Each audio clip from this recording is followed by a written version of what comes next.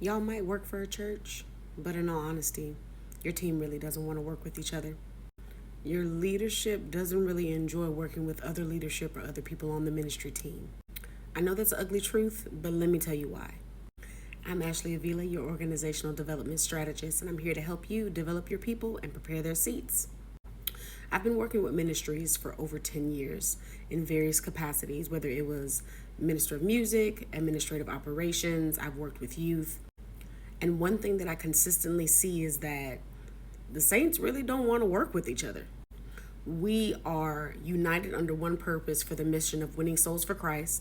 We are comfortable with being united under that banner, but we are also comfortable with the disjointed dysfunction that happens within our teams. And that's everybody, that's leadership all the way down. So your pastors might be comfortable with it. Your executive pastors, your leadership might be comfortable with it.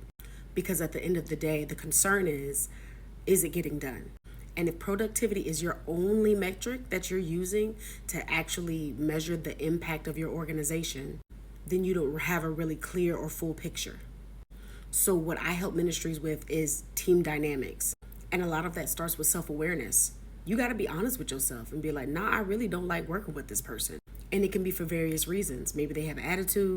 Maybe they're not reliable. Maybe you're not reliable. Maybe you have an attitude. Maybe you don't come through on the things that you say you're going to deliver on, whether it is staff related or volunteer related. Or maybe the team constantly defers to one person to get all of the things done. Praying for my administrative staff, I feel y'all. Regardless of where you find yourself, the truth is we don't really like working with each other. And because we're more comfortable being siloed or being by ourselves and working in our own space, when people come asking for collaborative effort, not trying to make you answer to anybody, but they're trying to figure out what's going on in your space for informational purposes to see that they can better bridge the gap. And sometimes our pride and our ego gets in the way, because when we take unhealthy ownership of things that we do that contribute to the organization, we can feel as if it's ours and nobody else's to touch. And that's not of God. Don't nothing we have actually belong to us. So once we can get real about the team issues that we're having, once we can be honest about it, that's when we can actually start a path to reconciliation and provide viable solutions. So yeah, your team might be getting the work done, but they low-key can't stand each other.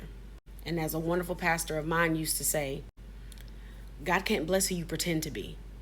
So it takes authenticity to acknowledge where you are as a team member, where you are as a leader, and where your organization is as a whole.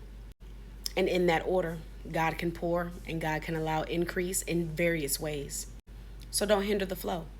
Let's get real.